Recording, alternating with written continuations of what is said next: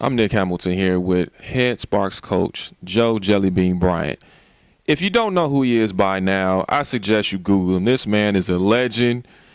I mean, and let me give you a hint. He's the father of the five-time NBA champion Kobe Bryant. That's right, the Black Mamba himself. This is the man who taught him all the lessons, the fundamentals, everything. And he's a legend himself playing in the NBA.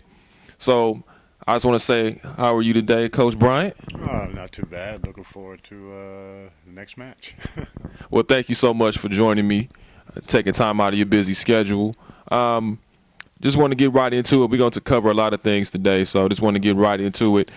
First question is, when you heard that you were the new head coach after Coach Gillum's departure, what were your feelings and what was your first order of business, for this team?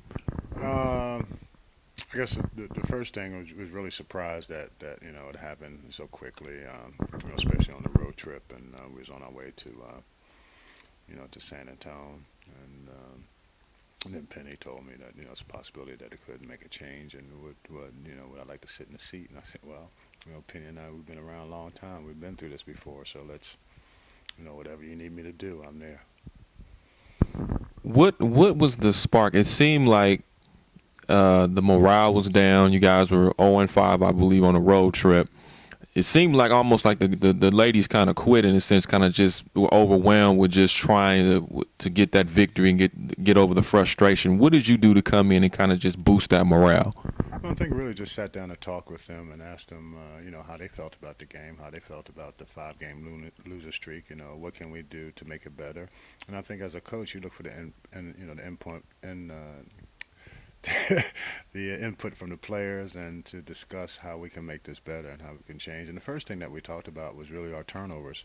Those games that we lost, I mean, we probably had 17, 18, 19 turnovers, and usually teams going to score, at the minimum 17, 18, 19 points, and if it's a real bad night, they can get about 30 points off those, 15, 16 turnovers. So I thought that was the first thing that we had to try to fix. Now, why this team? I remember you coached back in 05 and kind of came in 06. Why this team, and what makes this particular team so special and so different from obviously the last time you had a head coaching tenure? Well, the first go around, you had the superstar and Lisa Leslie.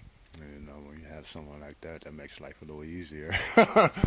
Lisa Leslie has a tendency to make the coach look good, the coaching staff. And, this team this year, I think we're a deeper team. I think the team that I had back in 2006, I think we really probably only about 7, maybe 8 deep. But this year we actually can go 11 deep, with quality players. And I think that's the difference. And, and we're all waiting for, the Candace to get healthy and to come back and to be a part of this.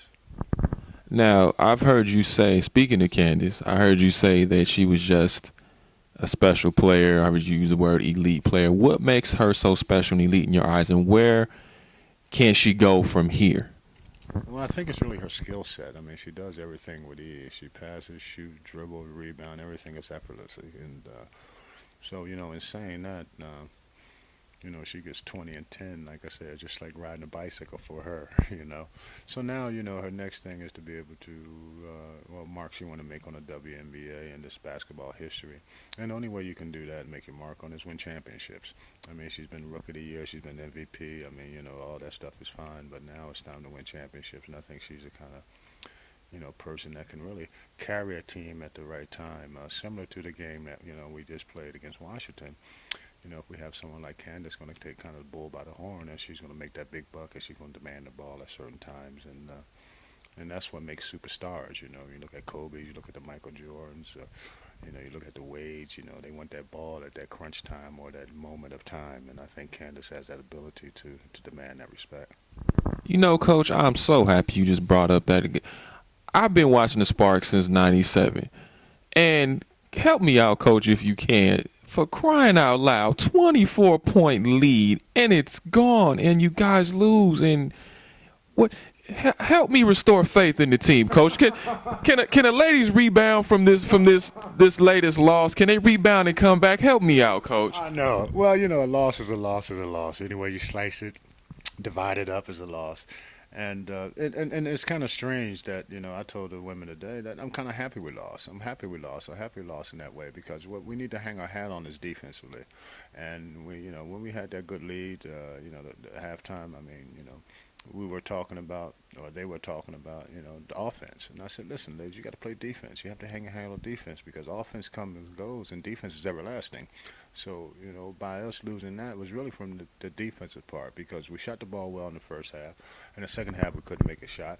So, by us not making a shot, we stopped playing defense where it should be the other way around. You keep playing defense, keep playing defense until you can make shots. So, I'm kind of happy we lost because it really got across the message that I've been trying to preach to them from day one.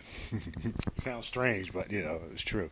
Well, you know what? You are the defensive guru for what I keep hearing in the walls of the locker room, so that's not too far fetched. You as being the head coach once again, you having the all-time leading scorer in Tina Thompson. I mean, over 6,500 points.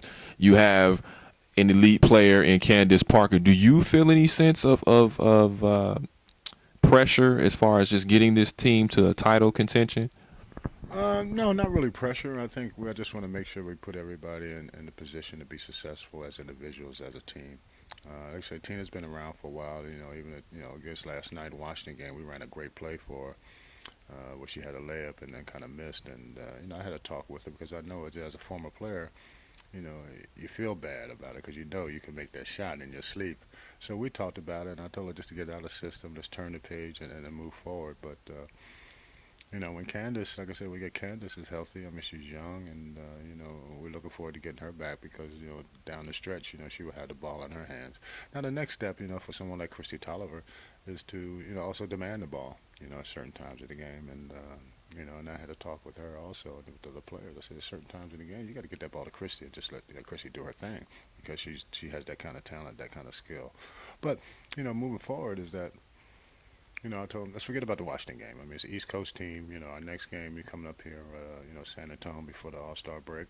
We're 1-1 against Phoenix, 1-1 against Seattle, 1-1 against Minnesota, and 1-1 against San Antonio. So this is opportunity for us to get a leg up, kind of say on 2-1, for that final stretch. So when it comes time to if we wind up being tied, going into the playoffs, then we'll have that advantage. So that's the message that I send for this next game against San Antonio.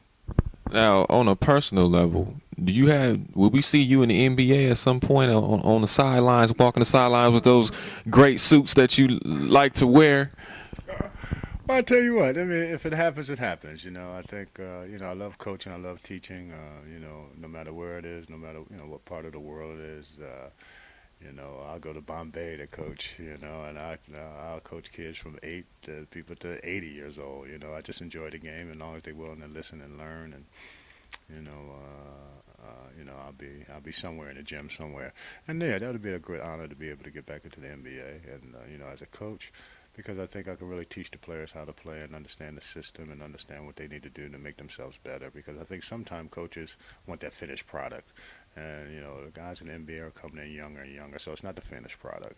Even someone like Kobe, when he came in out of high school, he has to gradually improve his game and make his game stronger and better. And, most of these kids nowadays either shoot the three or they want to dunk. They don't understand the in-between game. And I think that's why Kobe can play, well into his mid-30s because he understands the game. He understands that mid-range. It's not all about three-pointers. It's not all about dunking. It's about that in between those lines, where you be successful. Now, will we be seeing your son potentially in actually on the sidelines or actually in the stands since you're now the head coach? Well, I'll tell you what, like I was telling somebody, we need to put a wig on him, go Joanna Man, and see if we can get a couple of wins. Right, exactly. We on the same line, yeah. Especially with the lockout being here. Right, that's right. So no, I think he's in the Philippines now, and I think that should be coming to an end soon, and hopefully when he get back, we got a long stretch in August, so hopefully he'll be able to bring the girls here and see the game. That's a good question. That's a really good question. I really haven't thought about it because I still have many more years to go and to build that legacy and that identity of who I am or what I want to be remembered for. I think as far as a ball player, I think I always want to remember that as someone that really enjoyed the game, had fun playing the game, really didn't look at it as work, look at it as an opportunity, and enjoyed every moment of it. And I think as far as a player, as far as a coach, I think that's still being written now. Well, thank you so much. You heard it from the one and only Joe Jellybean Bryant, Coach Bryant. And so far, he's 2-1 with the Sparks, looking to be 3-1. I'm Nick Hamilton. Thank you so much for joining us.